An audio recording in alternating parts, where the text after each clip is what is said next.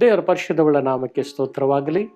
ಇವತ್ತು ದೇವರ ವಾಕ್ಯವನ್ನು ಕೇಳುವುದಕ್ಕಾಗಿ ನಿಮ್ಮೆಲ್ಲರ ಮನಸ್ಸು ದೇವರ ವಾಕ್ಯದ ಕಡೆಗೆ ಕೇಂದ್ರೀಕರಿಸಿಕೊಳ್ಳುವುದಕ್ಕಾಗಿ ನಿಮ್ಮನ್ನು ನಾನು ವಿನಂತಿಸುವನಾಗಿದ್ದೇನೆ.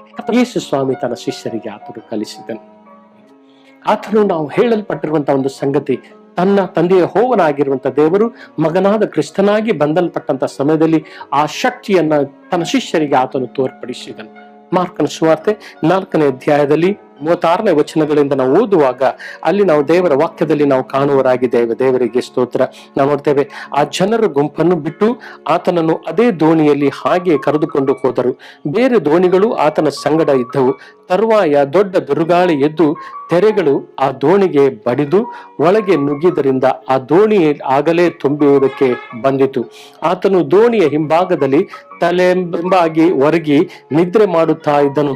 ಅವರು ಆತನನ್ನು ಎಬ್ಬಿಸಿ, ಗುರುವೇ, ನಾವು ಮುಳುಗಿ ಹೋಗುವುದರಲ್ಲಿ ನಿನಗೆ ಚಿಂತೆಯೇ ಇಲ್ಲವೇ ಎಂದು ಕೇಳಲು ಆತನು ಎದ್ದು ಗಾಳಿಯನ್ನು ಗದರಿಸಿ ಸಮುದ್ರಕ್ಕೆ ಸುಮ್ಮನಿರು, ಮೊರೆಯಬೇಡ ಎಂದು ಅಪ್ಪಣೆ ಕೊಟ್ಟನು. ಕೂಡಲೇ ಗಾಳಿ ನಿಂತು ಹೋಗಿ ಎಲ್ಲಾ ಶಾಂತವಾಯಿತು. ದೇವರಿಗೆ ಸ್ತೋತ್ರವಾಗಲ್ಪಡಲಿ. ಯೇಸು ಗಲಿಲಾಯ ಸಮುದ್ರದಲ್ಲಿ ನಾವು ನೋಡ್ತೇವೆ, ತನ್ನ ಶಿಷ್ಯರಿಗೆ ಆಚೆ ದಡಕ್ಕೆ ನಾವು ಹೋಗೋಣ ಎಂಬುದಾಗಿ ಆತನು ಕರೆದುಕೊಂಡು ಹೋದನು. ಆತನು ದೋಣಿ ಒಳಗೆ ಪ್ರಯಾಣ ಮಾಡುತ್ತಿರುವಾಗಲೇ ದೊಡ್ಡ ಬಿರುಗಾಳಿಗಳು ಬಂದು ತೆರೆಯು ಅಲೆಗಳು ಎದ್ದಲ್ಪಟ್ಟು ಈಗ ಅವರಿದ್ದಂತಹ ದೋಣಿಯ ಒಳಗೆ ನೀರು ಬಡಿಯಿತು. ನೀರು ಅದರ ಒಳಗೆ ಬಂದಿತು. ಅಯ್ಯೋ, ಅವರ ಶಿಷ್ಯರು, ಈಗ ಗುರುವೇ, ನಾವು ಮುಳುಗಿ ಹೋಗುವುದರಲ್ಲಿ ನಿನಗೆ ಚಿಂತೆ ಇಲ್ಲವೋ ಎಂಬುದಾಗಿ ತನ್ನ ಶಿಷ್ಯರು ಅವನನ್ನು ಕರೆಯುವಾಗ ಆತನು ಎದ್ದವನಾಗಿದ್ದುಕೊಂಡು ಈಗ ಬಿರುಗಾಳಿಯನ್ನು ಆತನು ಶಾಂತವಾಗಿ ಎಂಬುದಾಗಿ, ಅಲೆಯನ್ನು ತೆರೆಯನ್ನು ಶಾಂತವಾಗಿ ಎಂಬುದಾಗಿ ಆಜ್ಞಾಪಿಸಲು ಅದೆಲ್ಲವೂ ಶಾಂತವಾಯಿತು ಎಂಬುದಾಗಿ ನಾವು ಕಾಣುತ್ತೇವೆ. ಹಲ್ಲೆಲೂಯಾ. ದೇವರ ನಾಮಕ್ಕೆ ಸ್ತೋತ್ರ.